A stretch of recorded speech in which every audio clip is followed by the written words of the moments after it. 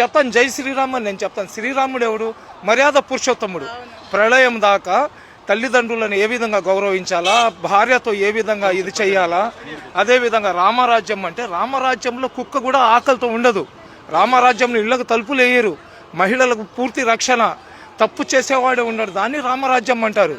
శ్రీరామచంద్రుడు కేవలం హిందువులకే కాదు, వాళ్ళ పేటెంట్ కాదు. శ్రీరామచంద్రుడు సృష్టిలో ఉన్న ప్రతి ఒక్కరికి ఆరాధించదగ్గ వ్యక్తి అతను. అదేవిధంగా ఎవరైతే మన పరమశివుడు దేవాది దేవుడు అంటారు, శివుడికి దేవాది దేవుడు అంటారు.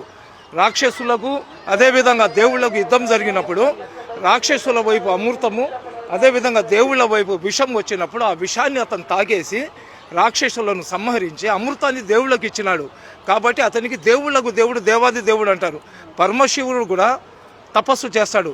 అతను తపస్సు ఎవరికి చేస్తాడు? ఏకేశ్వరుడికి చేస్తాడు. ఆ ఏకేశ్వరుడినే మనం అందరం వాళ్ళ బిడ్డలమే. మేము అల్లా అంటున్నాం, వాళ్ళు దేవుడు అంటున్నారు. శివుడికి భోలాశంకరుడు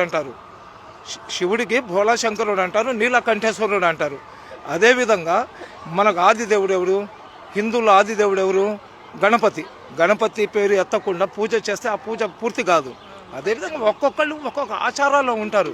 కానీ అందరు కూడా కోరుకునేది ఏంది? అందరూ బాగుండాలని. ఈరోజు హిందూ సమాజంలో గాలి దేవుడు, సూర్యదేవుడు, భూదేవి రకరకాలుగా చెప్తారు కదా.